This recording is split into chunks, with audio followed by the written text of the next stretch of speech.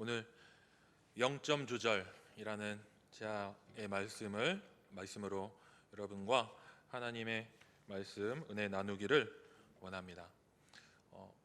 혹시 운동회 안 해보신 분 계십니까? 운동회.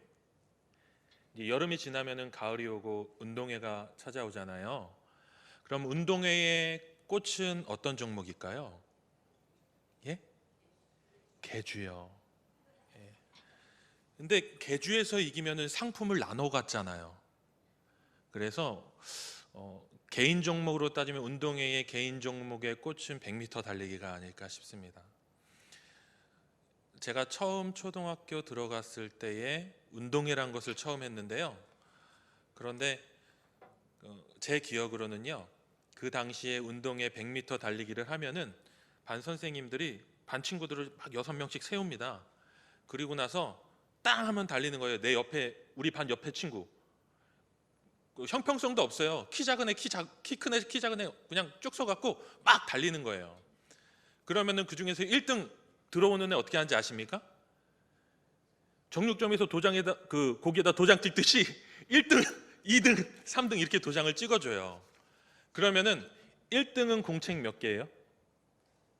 예. 2등은요? 3등은요? 4등, 5등, 6등은요? 그 학교는 자비가 없는 학교고요. 하나씩은 줬어요. 그런데 이 공책 받는 게 기쁜 게 아니라요, 막 달리면은요, 초등학교 제가 그 당시에 막 달리면은요, 결승 골인 지점에 누가 있었는지 아세요? 예, 엄마가 기다리고 있는 거예요. 그러니까 그 피니시 라인을 딱 끊는 것에서 끝나는 게 아니에요. 그 피니시 라인을 딱 끊는 그 순간에 1번 레인에 내가 서 있으면 1번 레인에 엄마가 서 있는 겁니다. 그러면은 막 달려갖고 그 레인을 딱 끊고서 엄마 품에 딱 안기면은 이게 게임이 끝나는 거예요. 그런데 제가 2학년 때인가 3학년 때인가 달리기를 했어요. 근데 제가 빨리 컸거든요. 키도 크고 등치도 크고. 그러니까 막 달리기하다 어깨 싸움 하면은 막 애들이 막 튕겨 나갔어요. 근데 막 달렸어요. 아니나 다를까 옆에 있는 애들이 막 라인 침범해갖고 어깨 싸움을 하는 거예요. 그래갖고 에이 하고서 달렸거든요. 그러니까 2명이 옆에서 팍팍 넘어지더라고요. 그리고 제가 1등으로 막 달려가고 있었는데 의기양양하게 웃으면서 뒤를 딱 쳐다보고서 내가 1등이구나 하고 가고 있었는데 돌뿌리가 있었던 거예요. 확 넘어져갖고 완전 자빠졌습니다. 그러니까 꼴등으로 가고 있던 애들이 그냥 5등, 6등 애들이 막 해갖고 걔네들이 1등, 2등 했어요. 그리고 나서 제가 친 애들이 먼저 일어나고 막 달려가는 거예요. 그래서 꼴등으로 들어갔어요. 그런데 제 기억에 꼴등이다, 망했다, 공책 한 권, 이 생각은 하나도 안 들었어요. 딱 들어갔을 때에 누가 기다리고 있었냐면은, 누가 기다리고 있었죠? 엄마가 기다리고 있잖아요. 엄마가 그런데 제가 거기서 포기 안 하고 울지도 않고 씩씩거리면서 다 갔더니 피니시 라인에 끊을 것도 없어요. 애들이 다 끊고 들어갔으니까. 그냥 되게 처량하게 들어갔는데 엄마가 탁 품어주는 거예요. 딱 했어요. 잘했어, 잘했어 우리 아들. 넘어지고 자빠지고 공책한 거는 아무 소용이 아무 의미가 없어요. 그냥 우리 아들 잘했어, 이 한마디에 그냥 모든 것들이 정리가 된 거죠. 근데 중간에 제가 씩씩거리면서 망했다 그러고서 옆에 그냥 게임 포기 하고 레일 밖으로 나가면은 엄마 품을 안길 수 있겠습니까? 못 안긴다는 거죠. 기분 더러워갖고 그냥 운동회가 끝나는 거예요. 그리고 운동회 끝나면은요, 애들이 그냥 그 도장 가지고서 맨날 며칠을 그냥 자랑을 해요. 그러니까 도장이 빨리 목욕해갖고 지워지던지 막 이래야 되는데 그것도 오래 가요. 유성이어서. 여러분, 제가 말씀드리고자 하는 것은 이것입니다. 이미 우리는요, 스타트 라인에서 달리기를 시작했습니다. 그리고 우리는 그리스도인으로서 지금 달리기를 하고 있습니다. 그리스도인으로서 지금 달리기를 하고 있다는 거예요.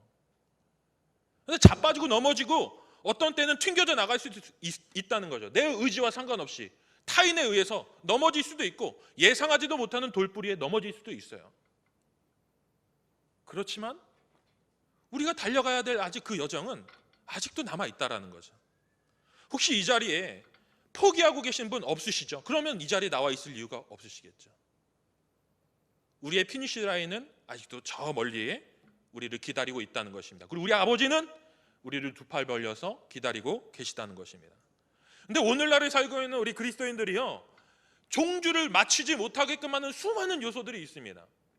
오늘 말씀의 제목이 0점 조절이라고 했는데요, 여러분 0점 조절이 뭘까요?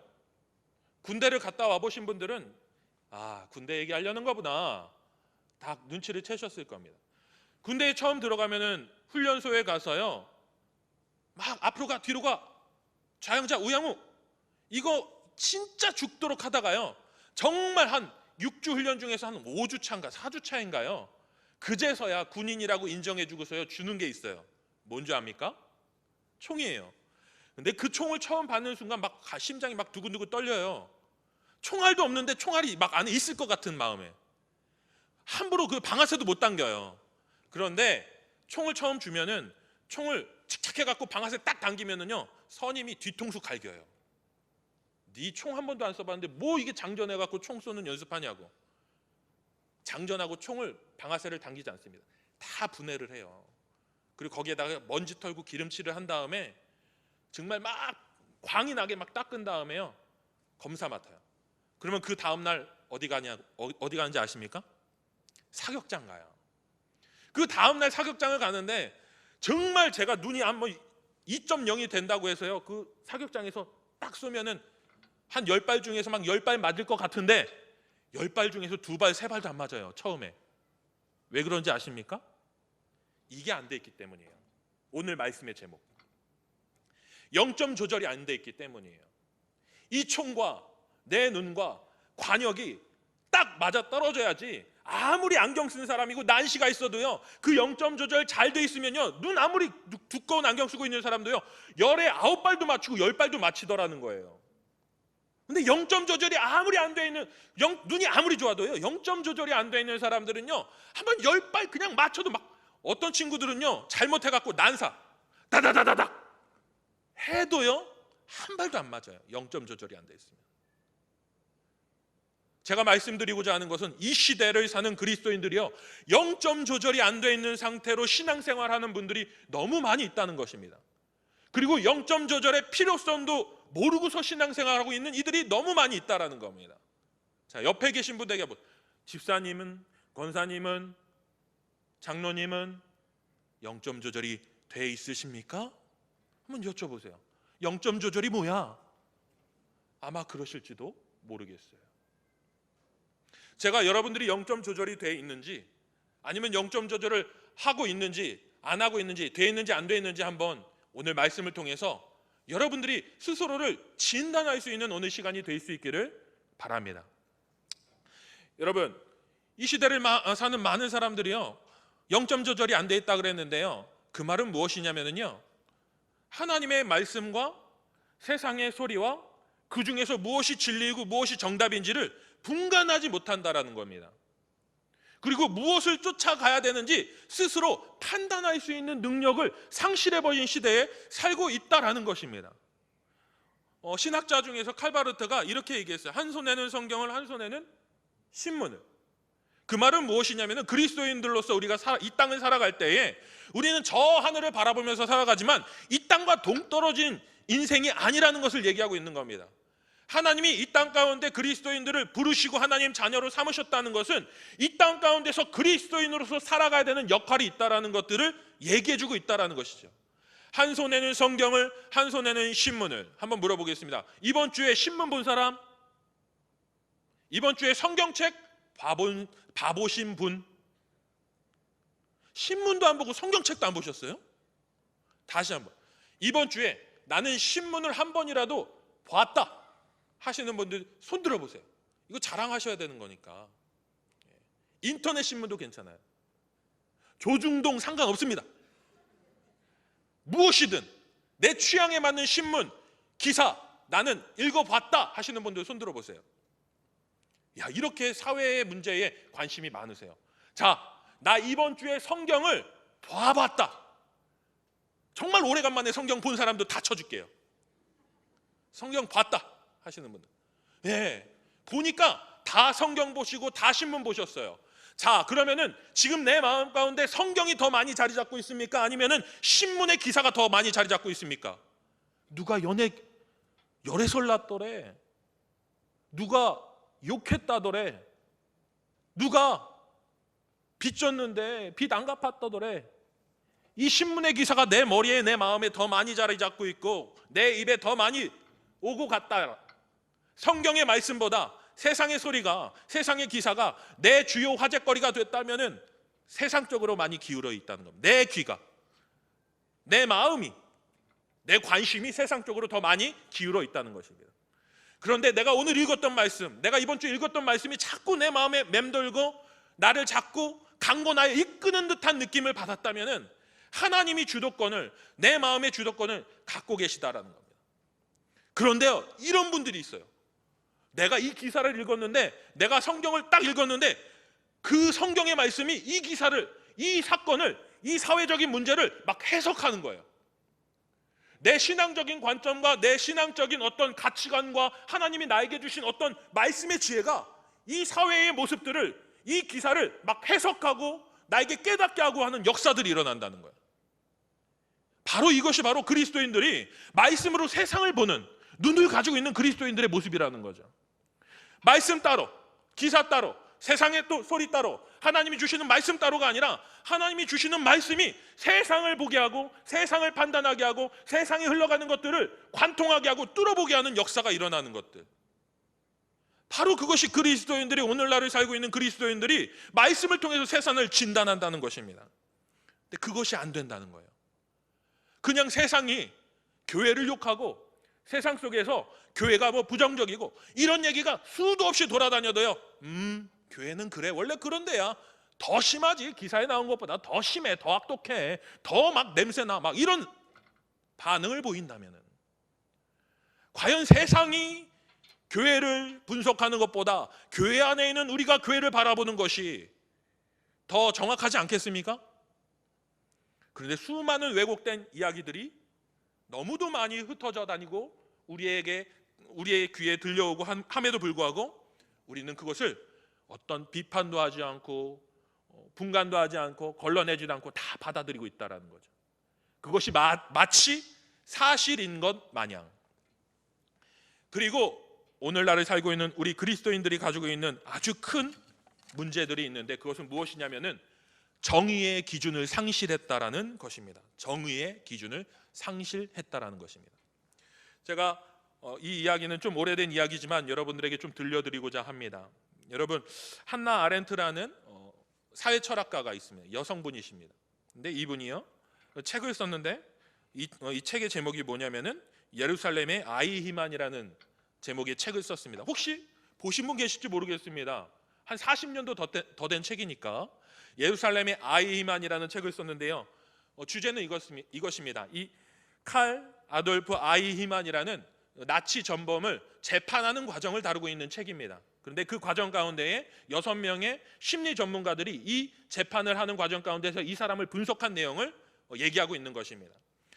여러분, 만약에요, 여러분, 이 아이히만이라는 사람은 나치 장교 중에서도 뭐 높은 지위에 있는 사람이 아닙니다. 중간 정도에 있는 사람이라고 보면 됩니다.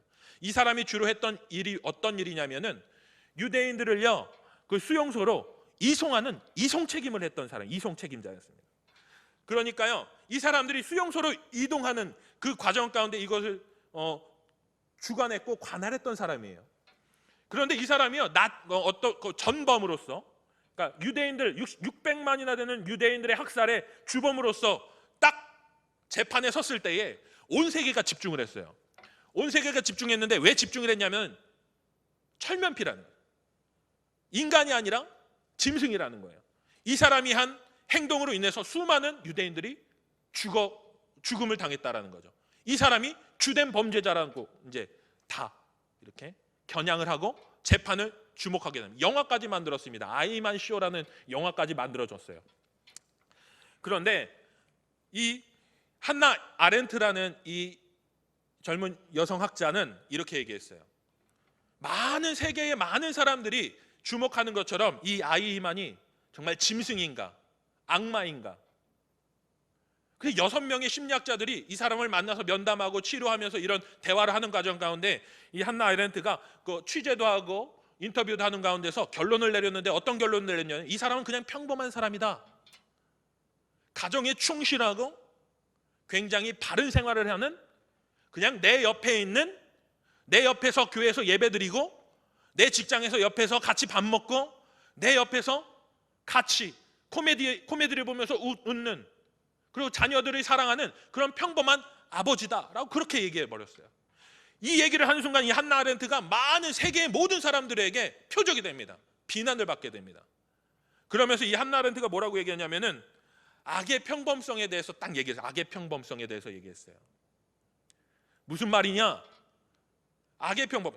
이 아돌프 아이히만이 악마가 아니라 이 사람이 그 모든 것들을 무비판적으로 다 순응하고 히틀러는 독재자의 어떤 명령을 비판하지 않고 그냥 따르고 순응하고 그 명령에 그냥 복종했던, 어떤 양심의 가책도 느끼지 않고 복종했던 그 모든 환경을 만들었던 모든 사람들이 공범이라는 얘기예요. 무슨 말인지 아시겠습니까? 제가 한번 이런 경험이 있었습니다. 제가 어떤 교회에서 사역을 할 때 그 교회에 사택을 산 적이 있었습니다. 근데 우리 교회는 아파트잖아요. 근데 그 교회는 사택이 주택가, 빌라였어요. 그러니까 골목인 거죠. 그런데 이 골목가 주택을 살면 쓰레기를 어떻게 버리죠? 예? 종량제 봉투에다가 음식 쓰레기 뭐 해가지고 다 분류해갖고 어디에다가 갖다 놓죠? 여러분 어디에다 갖다 놓죠? 전봇대에다 갖다 놓잖아요. 전봇대에다 갖다 놓죠? 그럼 전봇대에다 갖다 놓으면은 그 쓰레기 수거가 가는 날 뭐 폐, 플라스틱, 휴지, 뭐 종량제 봉투 그 요일마다 갖다 놓는 겁니다. 그런데요, 딱 지정된 장소가 있잖아요. 근데 저는 아주 놀라운 사실을 깨닫게 됐고 발견하게 됐어요. 쓰레기장 만드는 거 그거 어렵지 않아요. 쓰레기장 만드는 거 어렵지 않아요. 약속된 그 전봇대가 아니라 다른 곳에다가 그 쓰레기 종량제 봉투를 한 달만 꾸준히 갖다 놓으면은 거기가 바로 쓰레기장이 됩니다. 내가 한번 갖다 놓으면은요, 그 동네에 있는 모든 사람들이 지나가면서 거기다가 비판하지도 않고 의심해보지도 않고 여기가 쓰레기 버리는 곳이구나, 여기서 쓰레기 수거해 가는구나 하고 다 거기다가 쌓아놔요. 그럼 어느 순간 옆집 그 담장에 쓰레기가 수북히 쌓이게 돼요. 그러면은 이 쓰레기 수거하는 아저씨들이 그 쓰레기 가져갑니까? 안 가져가요. 그럼 그 쓰레기가 한 달, 2달 쌓이면 어떻게 되죠? 파리가 꼬여요. 그러면 그 쓰레기 누가 치웁니까? 그 집 주인이 모발 하면서 치우는 거예요. 아주 쉬운 일이죠. 그러면 그 쓰레기장은 누가 만들었습니까? 한 사람이 시작했지만 그 쓰레기장 그 전봇대에다가 쓰레기를 놓은 수많은 사람들이 비판하지 않고 거기에다 쓰레기를 놓은 결과가 바로 거기에 쓰레기장이 만들어지게 된다는 것이죠. 여러분, 그렇습니다. 악의 평범성이란 누구 한 사람이 악마이고 정말 죽여야 되는 사람이고 처벌받아야 되는 사람이 그 한 사람이 존재해서 그 모든 참혹한 일들이 벌어지는 것이 아니라 그것을 무비판적으로 이 사회의 조직 안에서 그것들을 순응하고 받아들이고 암묵적으로 동의한 수많은 사람들의 동의 속에서 이 모든 일들이 벌어지고 만다라는 것입니다. 그런데 오늘날을 살고 있는 그리스도인들, 하나님의 말씀을 바라보고 이 시대를 바라봐야 하는 우리도 무비판적으로 이 시대를 바라보고 있지는 않습니까? 언론에서 말하는 무엇이 정의다, 무엇이 정답이다, 무엇이 참된 것이다, 우리는 이것을 따라야 된다, 이 이념을 따라야 된다라는 수많은 이야기들 가운데 우리가 과연 그것을 하나님의 말씀의 진리의 검을 두고 그것을 진단하고 판단하고 그 안에서 우리가 그것들을 바라보고 있느냐? 그렇지 않다라는 거죠. 그냥 받아들이고 있다는 겁니다. 그래서 어떤 일이 벌어지는지 아십니까? 상처받지 말아야 되는 사람이 상처받고 죽지 말아야 되는 사람이 죽고 돌봄받아야 되는 사람들이 외면당하는 이 시대가 되었다라는 것입니다.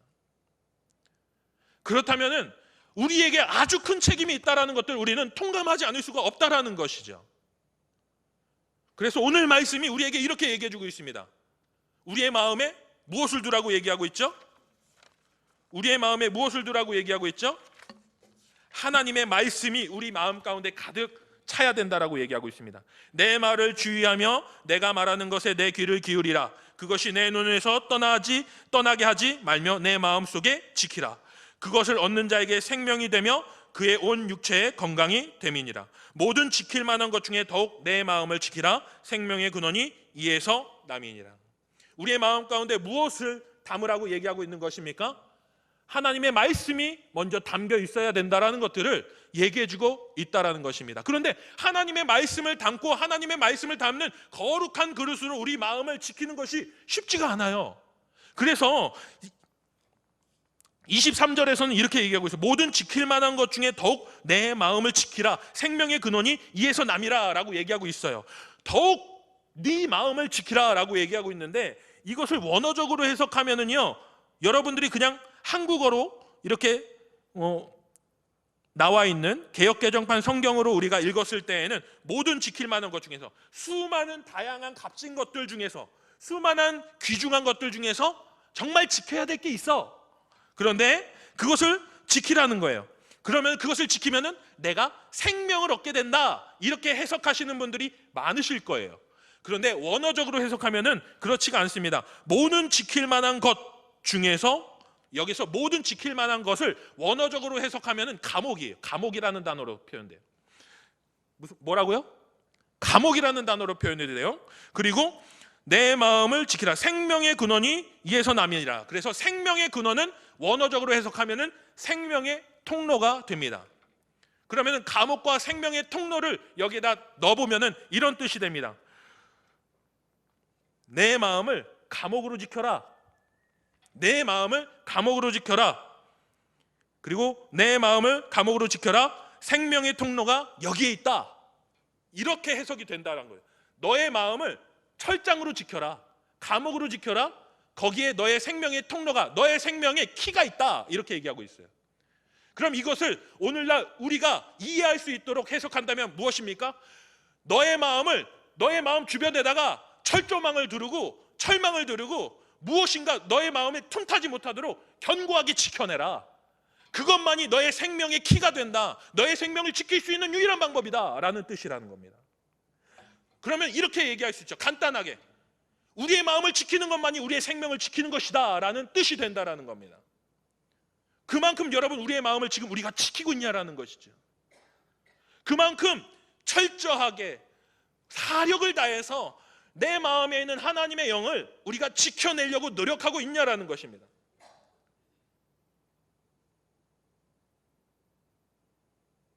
그만큼 우리가 지켜내고 있지 못하지는 않나요?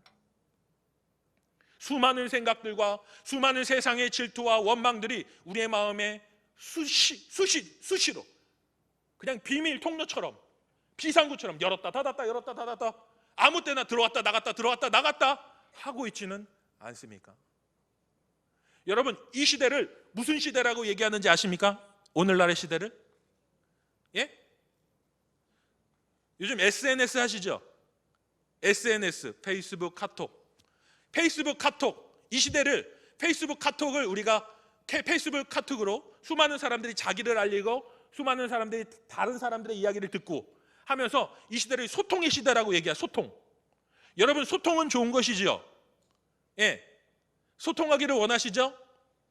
저랑 소통하기를 원하시는 분 없으시죠? 예, 저에 대한 오해가 있으셔서 그런 것 같습니다. 근데 저는 SNS를 안 해요. 근데 수많은 사람들이 소통을 얘기합니다. 세상과 소통해야 된다. 세대 간 소통해야 된다. 타종교와도 소통해야 된다. 얘기합니다. 물론 소통해야겠죠. 소통은 해야 됩니다. 소통하지 않아서 전쟁이 일어나고 다툼이 일어나고 살상이 일어난다면은 우리는 생명을 죽이는 것보다 대화하는 것을 선택하는 것이 맞습니다. 그러나 소통이 좋을까요? 과연 소통이 다 좋은 것일까요? 그것은 아니라는 것이죠. 하나님은 우리에게 지켜야 될 것을 주셨다는 것을 잊지 마시기 바랍니다. 우리에게 지켜야 될 영역과 지켜야 될 소중한 보화를 분명히 주셨다라는 것들을 우리가 망각해서는 안 된다라는 것입니다. 그것마저도 풀어헤쳐서 세상과 악과 더러운 것들과 소통한다면은 하나님이 원하시는 말씀이 결코 아니라는 것이죠. 우리 마음 가운데 순결함, 믿음의 순결함, 말씀의 순결함, 복음에 대한 순결함, 구원에 대한 확신은 지키고 나가야 된다는 것입니다. 그 외에 본질적이지 않은 것들 얼마든지 소통할 수 있다는 것이죠. 그렇지만 순결한 하나님이 우리 마음에 지켜야 되는 그것, 우리는 지켜나갈 수 있는 우리 동부교회 성도님들이 되실 수 있기를 바랍니다. 그렇게 우리가 신앙생활을 하니 우리가 진지하게 혹은 우리가 냉철하게 이 시대를 말씀으로 분별하고 판단하고 우리가 진단할 수 없기 때문에 여러분, 우리 안에 있는 우리 믿음이 온전한 믿음인지 잘못된 믿음인지, 내가 믿음을 이용하고 있는지, 나의 사욕을 위해서 말씀을 잘못 해석하고 있는지도 모르는 성도들의, 우리들의 모습이 있다라는 것들을 여러분, 우리는 인정해야 합니다. 24절, 25절 우리 같이 한번 읽어볼까요? 24절, 25절을 우리 한번 같이 한번 읽어볼까요? 시작. 구부러진 말을, 삐뚤어진 말을 내 입속에서 멀리하라. 내 눈은 바로 보며 내 눈꺼풀은 내 앞을 곧게 밟혀. 이 본문을 원어적으로 해석하면은요 이렇습니다. 구부러진 말을 내 입에서 버리며 삐뚤어진 말을 내 입속에서 멀리하라. 여러분, 왜곡된 말들, 진실에서 멀어진 말들, 복음에서 멀어진 말들을 우리의 입에서 멀리하라고 얘기하고 있습니다. 내 눈을 바로 보며 내 눈꺼풀을 내 앞에서 곧게 하라. 여러분, 눈꺼풀이 무슨 역할을 하죠? 눈꺼풀이 무슨 역할을 하죠? 예? 눈을 보호해 주죠. 여러분, 졸리면 눈꺼풀이 막 내려앉으시죠? 천근만근이 되죠. 그럼 어떻게 됩니까? 눈을 감게 되죠. 이 말입니다. 지금 내가 가고 있는 길이 구부러진 길인지, 내가 가는 길이 제대로 된 길인지, 내가 지금 졸면서 눈을 감고 그 길에 서 있는지, 나 스스로를 지금 깨어 있는지를 우리가 진단해야 한다라는 것입니다. 군대 얘기를 할 수밖에 없겠네요. 군대 가면 하는 훈련이 있습니다. 어떤 훈련이냐면은 정말 힘든 훈련이에요. 행군이요. 그런데 행군을 그냥 낮에 하는 게 아니라요, 밤에 하는 행군이 있습니다. 야간 행군이 있어요. 근데 이 야간 행군을 하면은요, 라이트를 아무나 막 다 켜고, 와도 어두워 안 보여, 라이트 켜봐, 그러지 않아요. 맨 선두에 있는 사람만 라이트를 켭니다. 그러면 그 뒤에 훈련생들이요 무거운 배낭, 그 군장을 메고 쫓아가는 거예요. 그럼 1시간 걷고 10분 쉬고, 1시간 걷고 10분 쉬고, 1시간 걷고 10분 쉬고 하는 것들을요 한 6시간, 7시간 한다고 생각해 보십시오. 그럼 한 5시간쯤 될 때쯤 되면은요, 한 새벽 1시, 2시 막 이렇게 되는 거예요. 그러면 걷다 보면 어떤 현상이 벌어지는지 아십니까? 내 영혼과 내 육체가 분리되는 거예요. 가다 보면은 눈을 감고서 걸어가요. 그러면 어떤 일이 벌어지냐면은 잠시 있다가요, 저기서 막 쾅쾅쾅쾅 하는 소리가 나요. 보면은요, 눈 감고 걸어가다가요, 옆에 논두렁이 막 떨어져가 굴르고 있어요. 그런데 한두 사람이 아니에요. 걷다가 눈을 감고 걸으니까 내 앞에 내 전우가 있음에도 불구하고, 그냥 내 앞에 있는 사람만 쫓아감에도 불구하고 눈 감고 걸어가다가 그냥 콩콩콩콩. 여러분, 우리 복음의 눈, 말씀의 눈, 우리 영적인 눈을 뜨고 이 시대를 우리가 바라보고 믿음의 여정을 갈 수 있는 우리 성도님들이 되실 수 있길 바랍니다. 우리가 눈을 감고 가니까 어떤 일이 벌어지냐? 우리가 왜곡된 말씀으로, 말씀의 적용과 해석으로 이 시대를 살아나가니까 어떤 일이 벌어지냐면은, 말씀이 우리를 이끌어야 되는데 우리가 말씀을 이용하는데 말씀을 오히려 이용하게 돼요. 나의 잘못된 믿음과 잘못된 신앙을 그 말씀으로 합리화하는 그런 잘못을 범하게 된다는 거예요. 여러분, 우리가 모세오경을 볼 때에 이런 내용을 보면서 우리가 많이 시험을 받을 때가 있습니다. 이스라엘 백성들에게 하나님이요, 그 애굽에서 살 때에는요, 수많은 잡신들에게요 예배드리고 제사드리고 재물 바치고 자기 아들도 바치고 수많은 막 그런 우상 숭배했었어요. 근데 출애굽하면서 하나님이 주신 성막이라는 아주 귀한 예배의 자리, 예배의 처소를 선물로 주셨습니다. 선물이죠. 하나님은 성전에 아름다운 제단에 계시는 것이 아니라 이스라엘 백성과 함께 하겠다는 하나님의 사인이에요. 하나님의 응답인 거예요. 그 초라한 성막에 하나님이 함께 하셨다라는 거예요. 그러면서 하나님이 이스라엘 백성들에게 예배받기를 원하셔서 이스라엘 백성들이 모두 그 성막으로 나와서 하나님 앞에 예배드릴 수 있도록 했어요. 유칠초 이렇게 절기마다, 그리고 1년에 한 번씩 대속죄일, 희년, 이런 절기마다 모든 백성들이 하나님 앞에 나와서 예배드리게 하셨어요. 그런데 그 예배에는 열애가 없어요. 가난한 자, 조금 사는 자, 중산층, 좀 잘 사는 자, 엄청 잘 사는 자, 어마어마하게 잘 사는 자, 구분이 없어요. 다 나와야 되는 거예요. 그리고 거기에서 자기가 예배의 정성으로 하나님 앞에 드릴 수 있는 예물을 지참하게 했다는 거죠. 자신의 죄를 속죄하고 담당하기 위한 곡식, 산비둘기, 쥐비둘기, 소, 양, 염소, 하나님이 정한 규정에 따라서 좀 가진 자들은 암양, 순양, 중산층들은, 좀 잘 사는 사람들은, 조금 더 잘 사는 사람들은 조금 더 성숙한 양들, 좀 못 사는 사람들은 어린 양, 염소, 정말 안 되는 사람들, 그것도 안 되는 사람들, 양도 염소도 없는 사람들은 산비둘기, 쥐비둘기, 그것도 없는 사람들은 곡식가루 한 끼, 에바 한 줌. 모두가 하나님 앞에 예배드릴 수 있는 길을 열어주신 거거든요. 그런데 오늘날 우리가 그 본문을 해석할 때에는 이래요. 당신 왜 하나님 앞에 빈손으로 나왔어?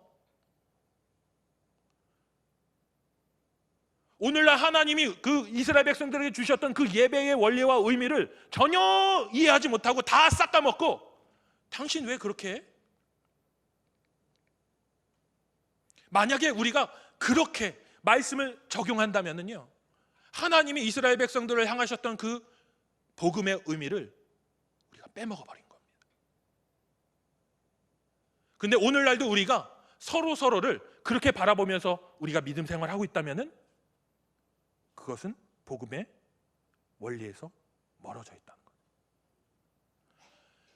하나님이 우리에게 주신 말씀을 우리의 삶에, 우리의 앞날에, 우리가 나아가는 여정에 온전히 적용할 수 있는 영적인 눈과 말씀의 해석을 가질 수 있는 영적인 지각을 가질 수 있는 우리 동부교회 성도님들이 되실 수 있기 바랍니다. 그때에 어떤 일이 벌어집니까?